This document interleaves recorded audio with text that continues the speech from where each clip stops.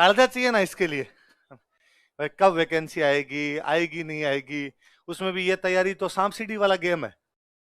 आप pre pass किए, mains दिया, मेंस पास किया, इंटरव्यू दिया, फेल हो गए, अगला प्री फिर दिया, तब 99 पे जाके भी जीरो पर आ सकते हो ना वापस। अब ऐसे ऐसी चीजों की तैयारी करने के लिए वास्तव में कलेजा चाहिए। और फिर एक एक वैकेंसी टाइम लेती, 3-3 साल बीच में। इतना धैर्य तो है आप लोगों में। ये तो नहीं कि तैयारी करने आते हो आरएस की और बाद में बीच में कांस्टेबल देते हो, है ना। मेरे को वो टावर बड़े क्यूट लगते हैं कि तैयारी और कहते हो रंग सर देखो आरएस की करेंगे तो कहीं ना कहीं तो हो ही जाएगा ना। रोता जाओ बे मरेडा का समाचार ले आवे, जो रोते हुए जाते हैं वो मृत्यु के समाचार लाते। पहले तो क्यों सोचना, हो नहीं हो बाद में सोचें यार।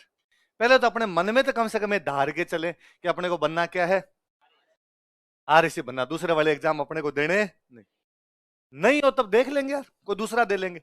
पर पहले आप सोच के ये जाते हो कहीं भगवान छोटा मोटा कोई जुगाड़ बिठा दे, ले दे कि जुगाड़ बैठ बैठ जाए कहीं पर। तो ऐसे अपने सोचना नहीं, अपने ये सोचना है भाई आपने तो आरएस देना है, आरएस वाली तैयारी करेंगे। और देना ये दूसरा देना तो आईएएस देंगे, इसके अलावा दूसरा देंगे तो कौन सा देंगे, आई भाई दूध खावनी धोबा भर भर खावने, है ना भाई। मिट्टी खाई जाए तो धोबे भर भर के खाई जाए यार, उसमें कम क्यों खाई जाए।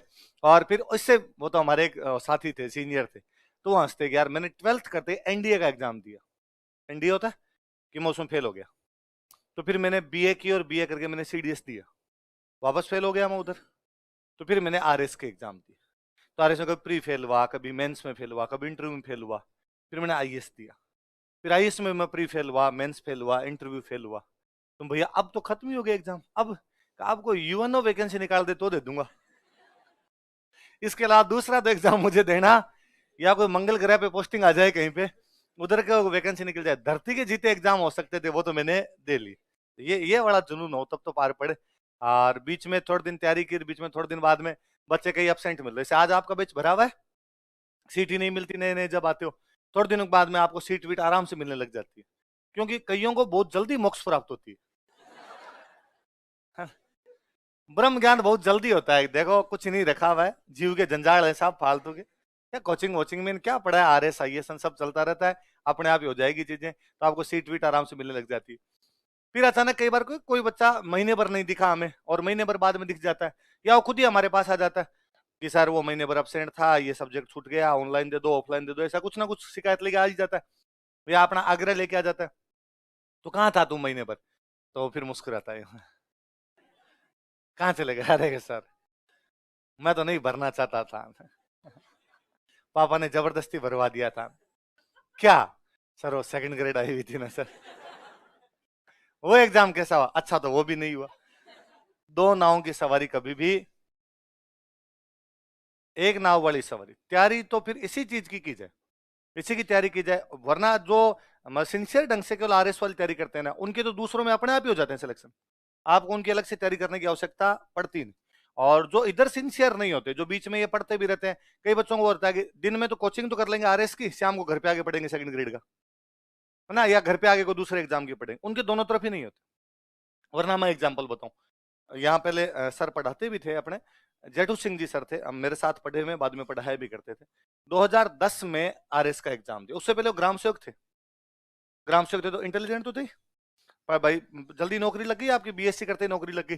तो 2010 में आरएस का एग्जाम दिया, प्री पास किया, मेंस में फेल हो गए, मतलब इंटरव्यू कॉल नहीं।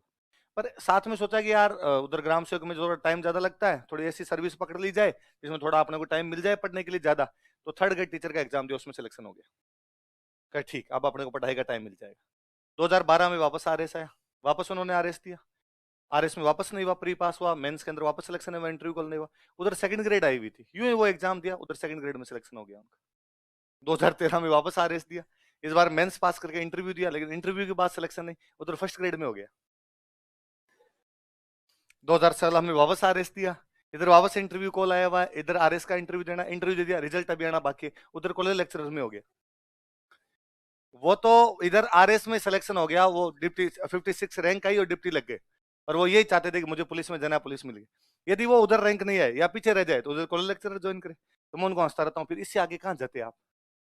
मास्टरों वाले में तो खत्म हो गए, फिर तो यूनिवर्सिटी प्रोफेसर ही बचा है, और तो कौन सा होता है।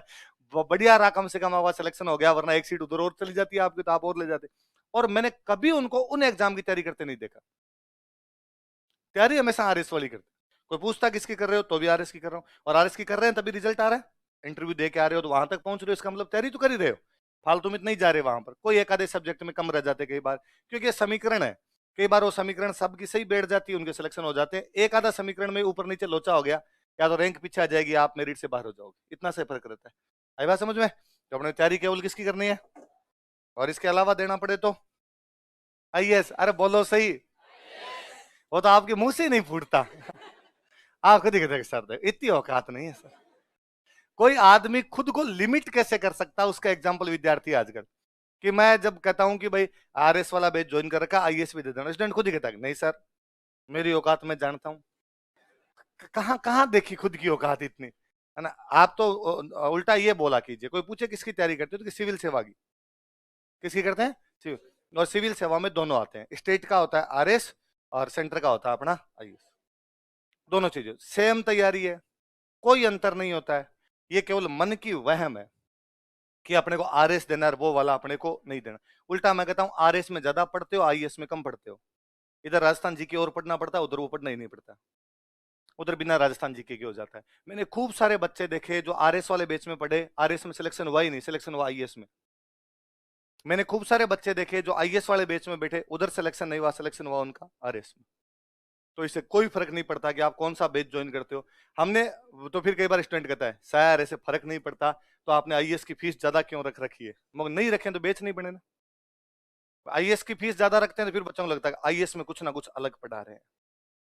पढ़ाना सेम पड़ता है। उधर अकबर का बाप चेंज थोड़ी करते कि आरएस में मैंने कहा कि देखो अकबर के पिता का नाम हुमायूं था, और आईएएस में गया कि देखो फीस ज्यादा ली है तुमसे, बाबर तो करूंगा कम से कम, एक पीढ़ी तो थोड़ा बढ़ने दो यार, ऐसे तो क्या ही करते हो आप हैं? उधर हिमालय की ऊंचाई ऊंची नीचे थोड़ी हो जाती है, वही लिखवानी पड़ेगी। सेम चीजें। उल्टा वो वाली तैयारी सिंपल है। तो अपने तो मन में ये सोचना है कि एक और एग्जाम देंगे, वो एग्जाम कौन सा देंगे? आईएएस वाला एग्जाम देंगे। सब बच्चे देते हैं, जो जो मतलब देते हैं उनके उधर सिलेक्शन भी होते हैं। और कोई पहले सोच ही लेता है कि अपने को नहीं देना तो आरएस में हो जाते हैं, फिर उधर नहीं होते उनके। अपने दोनों मान के चलने के अपने को ये भी देंगे वो भी देंगे। थोड़ी जो अलग चीजें हैं धीरे धीरे सीख जाएंगे हम। अनुभव के साथ में आप खुद ही सीख जाओगे, किसी से पूछने की कोई आवश्यकता नहीं। आजकल ये सवाल फालतू का हो गया आप कि क्या पढ़ना चाहिए। मुझे लगता है आजकल सब लोग जानते हैं क्या पढ़ना चाहिए। कई बार बच्चे मेरे से आके पूछते हैं सर कौन सी किताब पढ़नी चाहिए, तो मुझे लगता है यार ये मेरे से ज्यादा तू जानता हो। क्यों, मैं तो कोई 10-12 साल पहले तैयारी करता था, तब मैंने जो किताब पढ़ी थी वो तो अब आउटडेटेड हो गई होगी। उल्टा तू मार्केट में नया, तू मार्केट में घूमता, तू 4 किताबें ज्यादा जानता हो, तू मुझे बता देगा आजकल मार्केट में कौन सी चल रही है, ताकि मैं और कोई पूछूं तो उनको और बता दूं। तो आजकल ये सवाल तो है ही नहीं क्या पढ़ना चाहिए। कोचिंग का आजकल मतलब केवल ये रहा है कि कोचिंग आपको ये बताती है क्या नहीं पढ़ना चाहिए, क्योंकि मार्केट में इतनी सारी चीजें आ गई कि इनमें से छोड़नी कौन सी है। इतना बड़ा सिलेबस है, इनमें से छोड़ना क्या है ये कोचिंग बताती। मैं कहता हूँ नॉर्मली एक कोई टॉपिक ले लो आप, कि चित्रकला पढ़ी राजस्थान की। मैं कल जोधपुर स्प्रिंग बोर्ड में क्लास ले रहा था, तो मैंने उन बच्चों को कुछ 6 घंटे के अंदर चित्रकला पढ़ाई, 2-2 घंटे की 3 क्लासें ली, और उसके अंदर उनकी चित्रकला कंप्लीट हो गई। अब राजस्थान की चित्रकला मैंने कहा पुराने पेपर देख लो, सारे पेपर वेपर देखे, सारे क्वेश्चन इनमें से आए हुए कि हाँ सर इनमें से आए। तो 6 घंटे में अपने चित्रकला का टॉपिक कंप्लीट हो गया। यदि कोई कोचिंग ना करे, वो अपनी पूरी जिंदगी लगा लेना, तो चित्रकला याद नहीं है, क्योंकि टॉपिक ही बड़ा अजीब सा होता है। अलग अलग ये चित्र है, ये इसमें कलर है, फलाने राजा के टाइम बना, इसके अंदर ये चित्रकार थे, ये चित्रकार नहीं थे। यूं मर के आप पढ़ पढ़ के मर जाओ उसको, तो भी उतनी चीजें याद नहीं हो पाएगी जितनी चीजें कोचिंग के साथ याद हो जाती है। क्योंकि कोचिंग चीजों को सरल करती है। कोचिंग केवल ये करती है आपका कि आपको 1 से लेके 100 तक जाना है, कोचिंग 80 तक लेके जाती है, अंगुली पकड़ के पा पा पा पा पा पा लेके जाती है। 80 पे ले जाके कोचिंग छोड़ती है कि यहां से दौड़। जो बच्चे यहां से दौड़ जाते हैं उनके सिलेक्शन हो जाते हैं। कई यहां 80 पे जाके बैठ जाते हैं, क्या गोदी ले। जिनको गोदी लेने की भी जरूरत पड़ जाती है उनके सिलेक्शन नहीं होते। बाकी ये सीधा सा है, जो तेज दौड़ेगा उसका जल्दी सिलेक्शन हो जाएगा, जो अब धीमा दौड़ेगा उसका सिलेक्शन थोड़ा लेट। बाकी जो आगे तक जाएंगे उनके सिलेक्शन सबके होंगे। कोचिंग बस ये है कि ये दूरी आपकी थोड़ी सिंपल कर देगी, कि आप यदि नॉर्मली घर पे पढ़ोगे तो ये दूरी तय करने में मान लो आपको टाइम लग जाएंगे, 2 साल 2.5 साल लग जाएंगे। कोचिंग इसी टाइम को आपके 1 साल 1.5 साल 1.25 साल के अंदर लेके जाती है। तो आपकी चीजों को स्मूथ करती है, चीजों को सरल करती है, इसके अलावा और कुछ ही नहीं। बाकी तो घर पे बैठ के भी लोगों की सिलेक्शन होती है, पर घर पे बैठ के कोई एक टॉपिक तैयार करने में टाइम लगता है। यहाँ पर आप देखोगे कोई टॉपिक सुना आपने, किसी भी सब्जेक्ट कोई टॉपिक सुना, आपको समझ में आ गया, आप घर पे जाके केवल याद करना। वरना घर पे केवल खुद करो तो समझो भी खुद, याद भी खुद करो। यहाँ पे ये है कि समझने का काम, समझाने का काम मास्टर कर देता है, याद करने का काम स्टूडेंट कर ले। भले बड़ी बात है। आज अपने 2 सब्जेक्ट शुरू करेंगे, एक तो करेंगे हिस्ट्री, एक अपने करेंगे इकोनॉमी। कौन कौन से 2 सब्जेक्ट? हिस्ट्री और इकोनॉमी। हिस्ट्री मैं थोड़ा सा और बताऊं, सिलेबस देख रखा होगा आप सब लोगों ने, आरएस का सिलेबस देख रखा है? किस किस को याद है? याद है सिलेबस? सुना देख।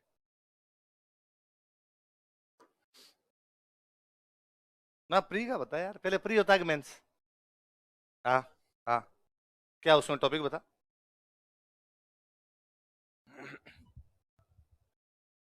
हम्म। यार नहीं, रहने दे, कोई नहीं, ये तो अब ठीक है। हम्म।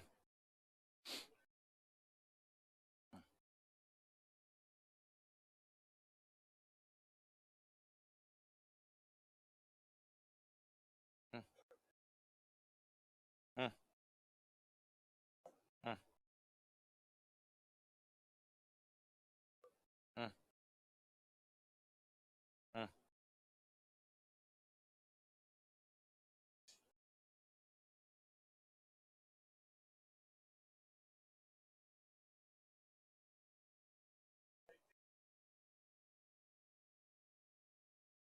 चलो ठीक है, याद आपको, ठीक है ना? आप भाई बैठो बैठो, शाबाश। बाकी लोग भी याद करना भाई। सिलेबस याद होना आपको साइकोलॉजिकल लीड देता है।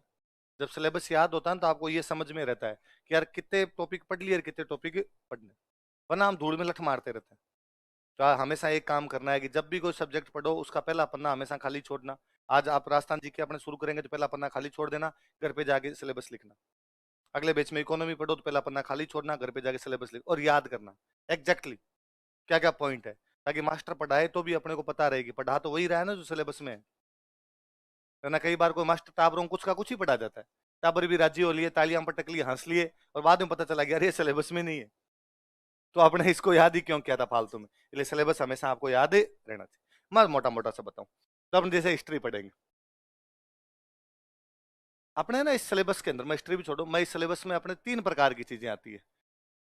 राजस्थान का जी क्या था, इंडिया का जी क्या था, वर्ल्ड का जी क्या था, है ना? 5 बेसिक सब्जेक्ट है अपने, हिस्ट्री, पॉलिटी, इकोनॉमी, ज्योग्राफी और साइंस। कौन कौन से 5 subject? History, polity, economy, geography और साइंस। ये 5 बेसिक सब्जेक्ट है। बेसिक सब्जेक्ट करने का मतलब जो प्री में भी आएंगे और मेंस में भी आएंगे, जो प्री में भी आएंगे और मेंस। मतलब यदि कोई इन 5 सब्जेक्ट को बहुत अच्छे से पढ़ता है तो प्री तो पास है। तो यही है प्री का सिलेबस। और जिस दिन प्री का पेपर देता है तो शाम को उसको पता चल जाएगा मेरा प्री पास होगा कि नहीं होगा। आप अपना पेपर दे के आए, घर पे आके मिलाया, कट ऑफ लगभग लगभग पता चली जाती है, कोचिंग वाले बता देते हैं, आप खुद को ही पता चल जाए कितनी कट ऑफ जाएगी पेपर को देख के। अब मान लो कट ऑफ जानी है, मान लो 90 नंबर, और आपके पेपर में नंबर आ रहे 105, तो अपने को पता चल गया आपने कल से मेंस की तैयारी करनी है। यदि किसी ने 5 सब्जेक्ट बहुत अच्छे पढ़ रखे हैं, मेंस का पेपर होता है 800 नंबर का। कितने नंबर का होता है? उस स्टूडेंट के 350 तैयार है। कितने तैयार है? 70 70 नंबर के 5 सब्जेक्ट है, तो 350 तैयार है। इसका मतलब अब उसको केवल कितना पढ़ना है? 450 का पढ़ना है, इसके अलावा उसको पढ़ने की आवश्यकता नहीं। तो इसलिए ना, ये तैयारी ऐसे कभी नहीं होती कि पहले प्री प्री पढ़ लें बाद में मेंस मेंस पढ़ लें। ये दोनों एक साथ है, ये प्री और मेंस दोनों। इसलिए कई बार स्टूडेंट पूछता है सर पहले प्री पढ़ूंगा मेंस पढ़ूं, दोनों पढ़। एक अकेली तैयारी इसके अंदर कुछ होती नहीं। आप केवल प्री प्री पढ़ेंगे, ये भी घाटा है। आप केवल मेंस मेंस पढ़ते हैं, ये भी घाटे घाटे की बात है। दोनों चीजें एक साथ पढ़ लीजिए। वरना आप केवल प्री प्री पढ़ते हैं तो प्री पास हो जाता है, लेकिन जिस दिन आप प्री शाम को बैठ के देखते हैं तो आपको लगता है आप मुझे कितने नंबर पढ़ने हैं? 800। अब आपको 800 करने, आपके एक साथी कितनी करनी है? 450। वो तो आ गया ना आपसे। और आरपीसी मान लो कई बार कह देती है लो तो हम 2 महीने में ही लेंगे मेंस, तो फिर वो बच्चे जो केवल प्री प्री करते हैं वो मेंस देते ही नहीं। आप मेंस के एग्जाम में देखोगे कि मेंस में पास किए आरपीसी ने 20,000, तो मान लो आपके कमरे में 24 लोग आने चाहिए, सिटिंग अरेंजमेंट आप कमरे में 24, आप जाके देखोगे कि वहां जनता बैठी है 16, 8 जने गायब है, मेंस देने आए नहीं, वो 8 वही है। जो खाली प्री प्री की तैयारी करके गए थे, तो प्री तो पास हो गया, फिर मेंस देने का कॉन्फिडेंस ही नहीं आ पाता, और उनको लगता है यार लिखना तो आता नहीं, मरने दे रहा, अब अगली बार देखेंगे। मैं मेरे खूब सारे दोस्तों को जानता हूँ जो टीचर वगैरह लगे हुए हैं, वो हर बार प्री पास करते हैं, कभी मेंस नहीं देते। तो मैं हमेशा पूछता हूँ अगर मेंस कभी दिया करो उनका, अगली बार पक्का तैयारी करेंगे, वो तैयारी करके दे लेंगे। अगली बार कभी आता नहीं, मेंस उनसे दिया जाता। तो अपने ये दोनों तैयारी एक साथ करनी, इसलिए अपने कहते हैं कि ये बेच फाउंडेशन बेच होते हैं। कैसे बेच होते हैं? नींव मजबूत हो जाए, नींव मजबूत हो जाए तो फिर वो प्री में भी काम आती है, वो मेंस में भी काम आती है, वो इंटरव्यू में भी काम आती है। तो ये तैयारी तीनों की एक साथ तैयारी होती है, प्री की भी होती है, मेंस की भी होती है, और किसकी होती है? इंटरव्यू की। तीनों चीजें एक साथ चलती रहती है इसमें। तो अपने 5 सब्जेक्ट पढ़ेंगे, तो इन 5 में जैसे हिस्ट्री पढ़ेंगे अपने, तो हिस्ट्री राजस्थान की पढ़ेंगे, हिस्ट्री इंडिया की पढ़ेंगे, हिस्ट्री अपने वर्ल्ड की पढ़ेंगे। जैसे पॉलिटी है, अपने कहेंगे भाई पॉलिटी हम राजस्थान की पॉलिटी पढ़ेंगे, हम इंडिया की पॉलिटी पढ़ेंगे, हम वर्ल्ड की पॉलिटी पढ़ेंगे। आपको सर वर्ल्ड की पॉलिटी कैसे पढ़ेंगे? तो हम पढ़ेंगे आईआर। क्या पढ़ेंगे? आईआर क्या है? दूसरे देशों के साथ रिलेशन क्या? पॉलिटी तो है, उनकी राज व्यवस्था के साथ हमारी राज व्यवस्था की क्या रिलेशन है। हम राजस्थान की इकोनॉमी पढ़ेंगे, हम इंडिया की इकोनॉमी पढ़ेंगे, हम वर्ल्ड की इकोनॉमी पढ़ेंगे। आपको सर वर्ल्ड की इकोनॉमी में क्या पढ़ेंगे? हम पढ़ेंगे वर्ल्ड बैंक कैसे काम करता है, हम पढ़ेंगे डब्ल्यूटीओ कैसे काम करता है, हम पढ़ेंगे आईएमएफ कैसे काम करता है, ये सारे इसके अंदर पढ़ेंगे। हम ज्योग्राफी पढ़ेंगे, हम राजस्थान की ज्योग्राफी पढ़ेंगे, हम इंडिया की ज्योग्राफी पढ़ेंगे, वर्ल्ड की ज्योग्राफी पढ़ेंगे। वर्ल्ड की ज्योग्राफी तो पता ही है, महाद्वीप पढ़ लेंगे। हम साइंस पढ़ेंगे, हम राजस्थान की साइंस पढ़ेंगे, हम इंडिया की साइंस पढ़ेंगे, हम वर्ल्ड की साइंस पढ़ेंगे। यहाँ जरूर लोचा है आपको कि सर साइंस तो एक ही होती है। राजस्थान के अंदर सेव नीचे गिरा होगा, ऊपर थोड़ी गया होगा, सब जगह यही होगा। पर इसमें भी थोड़ा बहुत अपने करते हैं कि ऐसे पूछ लेते हैं कि हाल ही के वर्षों में राजस्थान में मूंग की फसल के अंदर एक बीमारी देखने को मिली थी, वो बीमारी कौन सी थी? बीमारी साइंस का है? मूंग का पूछ लिया, राजस्थान स्पेसिफिक, तो राजस्थान का हो गया।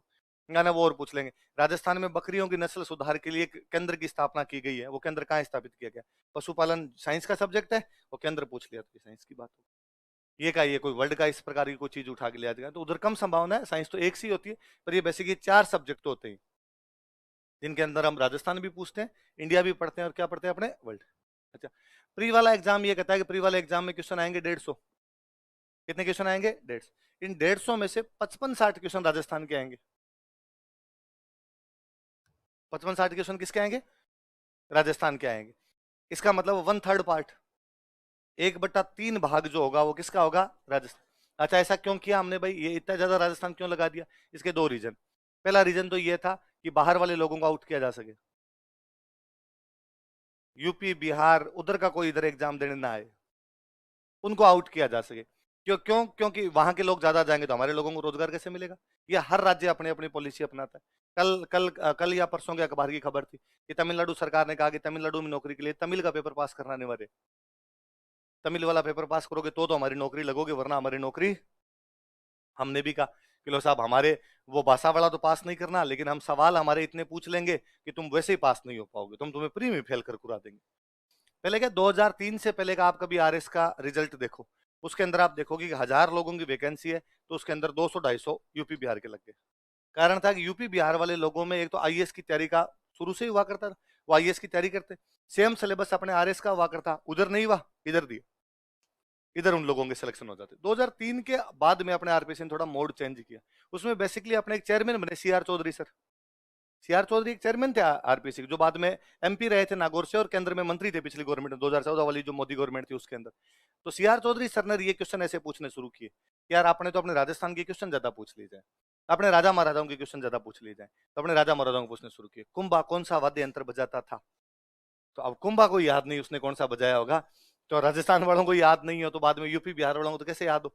पर यूपी बिहार वाले जीवटता के लोग हैं, वो यूं खूब पढ़ने में खूब माहिर होते हैं, वो पढ़ पुढ़ा गए। उन्होंने को राजस्थान जीके की एक आधी किताब उठाई, घोटे में मार लिए उसके, और सारे याद कर लिए, कुंभा नहीं कुंभा का बेटा और उसका पोता भी क्या क्या बजाता था वो भी उनको याद हो गया। तो आरपीसी को लगा यार मामला बिगड़ रहा है, तो आरपीसी ने चेंज किया, और आरपीसी ने पूछने शुरू किए कि तेजा जी की घोड़ी घोड़ी का नाम क्या था, रामदेव जी के घोड़े का नाम क्या था? अब घोड़ी घोड़े बताओ देखे तुम। आते तो अपने वालों को भी नहीं थे, पर यूपी बिहार वालों को थोड़ा और डराया हमने, वो उन्होंने वो याद किए, तो हमने राजस्थान की ज्योग्राफी के सवाल पूछने शुरू किए। तो मैं हमेशा बताता हूँ कि 2012 का प्री था, तो 2012 वाला प्री मैं देने के लिए गया, तो मेरी उस समय तैयारी अच्छी थी, मैं 2010 वाला मेंस ही दे चुका था, उस समय प्री सेकंड ईयर में कोई प्री पास कर लिया था, तो वो मेंस दिया हुआ था मेरा, तो मुझे लगता था यार तैयारी अच्छी है इस बार तो। तब हमारे 2 पेपर हुआ करते, एक पेपर होता जीके का, एक पेपर होता सब्जेक्ट का। तो हम सबका कॉन्फिडेंस सब्जेक्ट पे होता है। ऐसा मेरा हिस्ट्री था, तो मुझे लगता है 100 सवाल आएंगे हिस्ट्री के, उनके अंदर से मैं 85 फाड़ गया हूँ कि ये सवाल इधर के उधर नहीं जाने दूंगा। ये ज्योग्राफी वाले को ज्योग्राफी में लगता है, पोल साइंस वाले को पोल साइंस में लगता है। जीके में 100 सवाल आते, तो उसमें हम सोच के जाते कि यार 50 तो ही जाएंगे, इतने ही करने, इससे ज्यादा अपने करने भी नहीं है। और मेरे 2010 वाले में भी पता नहीं 52 सवाल सही थे, कितने से थे, तो मुझे लगता था यार 2010 में 52 तो कर ही लिए थे, इस बार 62 तो कर ही जाऊंगा, इससे ज्यादा अपने को जीके पढ़ने की आवश्यकता नहीं। पर मैं जब वो पेपर देने के लिए बैठा जीके वाला, तो मेरे को उसमें 70-72 सवाल तो यूं ही आ रहे थे। अब मैं उसमें जो पढ़ूं वही आए, जो पढ़ूं वही आ रहा सवाल। तो मेरे मन में दो डाउट आए। पहला डाउट तो ये कि क्या मैं इतना इंटेलिजेंट हो गया कि अब मेरे को पेपर इतना सरल लग रहा है? आदमी खुद पे डाउट होता है पहला। दूसरा डाउट ये कि पेपर इतना सिंपल है क्या कि अपने को सारे आ रहे हैं? या तो अपने इंटेलिजेंट ज्यादा है या पेपर सिंपल है। यदि पहले वाली बात है तो बहुत अच्छी बात है, अपने इंटेलिजेंट, अपने सवाल सही होने चाहिए, 2 साल से तैयारी कर रहे हैं, अब तो सही होने ही चाहिए अपने। पर यदि दूसरी बात है पेपर सिंपल है तो लफड़ा है, क्योंकि पेपर फिर कितना सिंपल है क्या पता अपने को बेहतर आता है, इसको 82 उसको बाण मारे हैं तो अपने तो रेस से बाहर हो जाएंगे। सिंपल पेपर हमेशा पढ़ने लिखने लोगों वालों के लिए खतरनाक होता है, वो बाहर कर देगा, उसमें गधे घोड़े सब बराबर हो जाएंगे, सबको वो सवाल आ रहे होंगे। तो अब मैंने यूं किया, मेरे को पक्का पक्का लगे इसके अंदर यार 70 से तो अपना एक भी कम सही नहीं होगा, और उल्टे 75 ही सही हुए थे उस एग्जाम के अंदर। तो जैसे एग्जाम खत्म हुआ, मेरे पास में एक भैया बैठे, कभी सीनियर से भैया बैठे, तो मुझे लगा यार सीनियर आदमी, इनसे पूछे, इनके भी यदि इतने सही हो रहे हैं तो पेपर इसका मतलब ठीक है, और इनके ज्यादा सही हो रहे हैं इसका मतलब पेपर बहुत इजी था, अपने पिछड़ गए। तो मैंने भैया को कहा गया, अरे भैया आपका एग्जाम कैसा हुआ? भैया ने कहा कि बहुत ही खराब हुआ। तो ऐसे बोलते मैं समझ गया भैया ये तो यूपी के, अपने तो नहीं है। तो हम भैया खराब तो कैसे हुआ, कितना सिंपल सा पेपर आया था, ये तो मेरे तो खूब सारे सही हो रहे। काहे का सिंपल था? हम आपका पूरा राजस्थान का इतिहास याद करके आए, पूरा आपका संस्कृति याद करके आए, और आप क्या सवाल पूछते हैं कि राजस्थान में पशुओं की संख्या बताइए। उसमें सवाल पूछा हुआ राजस्थान में पशुओं की संख्या बताइए, ये मेरे को भी नहीं आया था भाई, नहीं पढ़ गया, डाटा याद नहीं रहा, मैंने भी छोड़ दिया था। पर मैंने छोड़ दिया, मैंने भाई ये तो अब किसी को नहीं आएगा, आएगा तो आ जाएगा 10% को, क्या फर्क पड़ता है। पर भैया में डर घुसा उस वजह से। और भैया ने कहा क्या क्या नहीं पढ़ के आए? हम पढ़ के आए तो पशु भी पढ़ के आए थे, हम पढ़ के आपका कौन सा भेड़ ज्यादा ऊन देता है, कौन सा गाय ज्यादा दूध देता है, पर आप संख्या पूछेंगे, आप घर घर गिन के आए तुम्हारे। मैं बड़ा राजी हुआ, मैंने आरपीसी थैंक यू बोला, थैंक यू आरपीसी। अगली बार इलाहाबाद के अंदर किसी बुक स्टोर पे खड़ा हो गया बच्चा, जब आरएस का फॉर्म मांगेगा कि आरएस का फॉर्म भरना है, और इन जैसे भैया खड़े रहेंगे तो ये उस दूसरे वाले को डराएंगे कि नहीं देना एग्जाम, उधर मवेशियों का संख्या पूछते हैं। ये तो फॉर्म ही नहीं भरेंगे। अब ये बड़ा काम ठीक है। फिर बीच में आरपीसी लगा, इन्होंने ज्योग्राफी भी याद करनी शुरू कर दी, तो आजकल आरपीसी पीछे पड़ी हुई है पॉलिटी की। और राजस्थान पॉलिटी के इतने टफ क्वेश्चन पूछती है, इतने टफ क्वेश्चन पूछती है, अपने को नहीं आते है ना। मतलब 10 क्वेश्चन आते हैं तो 10 में से अपने को 7 ही आते हैं, 3 उन्होंने कहां से पूछ लिए वो जाने, उनका राम जी जाने। वो जब पूछते हैं तब पता चलता है ये भी सवाल था, ऐसा भी कोई सवाल बन सकता है। तो अब आपने लोड लेना बंद कर दिया, अपने को समझ में आ गया बाहर वालों को डराने के लिए अपने लिए सवाल नहीं। वे सवाल जो सबको आते हैं आपके गलत नहीं होने चाहिए। यदि जो सवाल सबको आता आपका गलत हो गया तो वो नेगेटिव लेके जाएगा। जैसे कभी सिंपल क्वेश्चन आया कि भारत के प्रथम प्रधानमंत्री का नाम बताइए, और आप प्रथम पढ़ना भूल गए, आपको लगा भारत के प्रधानमंत्री का नाम बताइए, और पहला ऑप्शन नरेंद्र मोदी था, आप नरेंद्र मोदी करके आगे। ये बाकी सबने प्रथम पढ़ा, वो जवाहरलाल नेहरू करके, आप करके क्या करके आगे, नरेंद्र मोदी। ये 2 नंबर माइनस है। पर एक सवाल आया युगांडा के राष्ट्रपति का नाम बताइए, किसी को नहीं आता, आपको भी नहीं आता, कोई फर्क नहीं पड़ता। मैं कहता हूं आपको आता भी है तो भी कोई फर्क नहीं पड़ता। इसलिए मेरिट पे वे सवाल असर डालते हैं जो बाकी लोगों को आ रहे थे पर आपको नहीं आ रहे थे। इसलिए बहुत सिंपल सिंपल तैयारी की आवश्यकता होती है, इतना इसमें कोई डीप जाने की आवश्यकता भी नहीं होती। इसलिए आप देखते हैं कि 150 सवाल आते हैं और कट ऑफ कितनी जाती है कि 63 सवाल सही हुए उसका सिलेक्शन। 150 में से 63 सवाल जिसके सही हुए उसका क्या हो गया, सिलेक्शन। इसका मतलब 50% भी नहीं, 50% तो मेरिट पहुंच ही नहीं पा रही, इसका मतलब 42% पे ही आपके सिलेक्शन हो रहे हैं। ये जनरल बॉयज की कट ऑफ है, बाकी कट ऑफ तो नीचे आएगी, धीरे धीरे और नीचे ही आ रही है उसके अंदर कट ऑफ। अब पिछली बार 84 थी, मैं कहता हूँ 2-4 नंबर बढ़ भी जाएगी तो 87 88 आ जाएगी, तो भी वो 50% तो नहीं पहुंच पा रही। इसका मतलब लोगों को ज्यादा सवाल आते तो नहीं, सिंपल सिंपल सीधी सीधी बातें लोग पढ़ लेते हैं, उस पढ़ने से प्री पास हो जाता है। और इसमें प्री स्क्रीनिंग है, वास्तव में प्री इसीलिए लिया जाता है आपका ताकि संख्या छांटी जा सके कि भाई 5 लाख लोगों ने फॉर्म भर दिया, अब कैसे इनको अलग करें। तो अगर प्री लो तो पता चल जाएगा कि तैयारी कितने लोग कर रहे थे। तो तैयारी करने वाले लोग ले दे के होते हैं 30-40 हजार, उन 30-40 हजार के अंदर कंपटीशन होता है, उनके अंदर से वो 15-20 हजार को पास कर लेते हैं। मेंस पूरा सब्जेक्टिव, सब्जेक्टिव में लिखवाएंगे, लिखवाने में बाद में आपने कुछ भी ऐसा याद करके गए तो उसे होगा नहीं, उसमें तो आपके विचार चाहिए, आपकी लेखन शैली चाहिए, फिर उनके पास और छंट के क्रीम जाएगी, फिर वो कहेंगे हम इंटरव्यू लेंगे। पहले बड़ी चीज है, इसलिए चीजों को बहुत सही ढंग से पढ़ना, इतनी पढ़ना जितनी हमें जरूरत है, ज्यादा कोई डीप में जाने की आवश्यकता नहीं। Jack of all trade master of none, jack को थोड़ा थोड़ा सब आना चाहिए, जैक को मास्टर किसी का नहीं बनना। तो देखो आप नोटिस करना, आपके सिलेबस के ऊपर लिखा है सामान्य ज्ञान, क्या लिखा है? इसका मतलब सामान्य नहीं पढ़ना है, ज्यादा नहीं पढ़ना उसको। कई बार क्या स्टूडेंट उसके अंदर घुसने की कोशिश करता है, मैं हिस्ट्री पढ़ाता हूँ, वो सर ये भी बताओ वो भी बताओ। यदि हिस्ट्री इतनी ज्यादा पढ़नी है तो फिर एमए की जाए, फिर पीएचडी की जाए, ताकि हिस्ट्री पढ़ ली जाए। आपको हिस्ट्री का मास्टर बनना है, आरएस बनना है? हिस्ट्री का मास्टर तो नहीं बनना, तो बस फिर इतनी पढ़ ली जाए जितने से अपना एग्जाम पास हो जाए। ये सेम ज्योग्राफी में, ये सेम इकोनॉमी। वरना कोई एक ही सब्जेक्ट पढ़ना शुरू कर दिया फिर वही आएगा, हिस्ट्री हिस्ट्री पढ़ेंगे, पर हिस्ट्री तो भाई साहब आएगी 70 नंबर की। बाकी वाला तो पूरा पेपर पढ़ा है ना 730 नंबर का, वो कहां से करोगे? इसलिए सारे सब्जेक्ट पढ़ने, सबको बराबर वेटेज देना, सबकी तैयारी एक साथ होनी चाहिए। जितने अपने काम की चीजों उतनी सारी पढ़ ली जाए, जो अपने काम की नहीं उन चीजों को नहीं पढ़, वरना फिर एक के अंदर घुस के रह जाएंगे, फिर दूसरे सब्जेक्ट को उतना टाइम हम दे नहीं। आई बात समझ में? ये 5 सब्जेक्ट हम पहले पढ़ेंगे, history, polity, economy, geography, science, ताकि हमारे प्री में भी अच्छे नंबर आए। मैं प्री में नंबर वैसे आने चाहिए कि भाई कट ऑफ जाती है 84, स्टूडेंट कई बार आगे पूछा सर मेरिट कितनी जाएगी, तो लगता है यार 80-85 के बीच में जाएगी। सर मेरा होगा कि नहीं होगा? तेरे कितने हैं? सर 85 है। अब यार हो भी सकता नहीं भी हो सकता, मैं कह रहा हूँ 85 जाएगी, 85 ही गई तो हो जाएगा, पर क्या पता 86 चली जाए, तुम बाहर हो जाएगा। होना ये चाहिए कि आप प्री का एग्जाम जिस दिन दे के हो और आप शाम को आके कहो कि मेरे नंबर है 122, अब कितनी जाए कट ऑफ अपना हो जाएगा। मेरे नंबर है 112, मेरे नंबर है 108, मेरे नंबर है 110। जो मेरे एक रूममेट है, तो वो हमेशा ये करते हैं कि वो जब भी पेपर दे के आते हैं तो मैं उनको पूछता हूँ कि अरे कैसे क्या है पेपर, कितना रहा, कितनी कट ऑफ जाएगी आपके, कैसे वे हो जाएगा प्री नहीं हो जाएगा? तो वो यूं पेपर उछाल के यूं कहते हैं कि जितनी तेरी कट ऑफ जाएगी ना उससे मेरे 50 नंबर ज्यादा आएंगे। प्री का तो कोई लोचा ही नहीं, और हर बार उनके 40-45 नंबर ऊपर आते हैं कि 84 कट ऑफ गई, उनके नंबर 134, तो 72 कट ऑफ गई, उनके नंबर 112, 113। तो ये तो है कॉन्फिडेंस।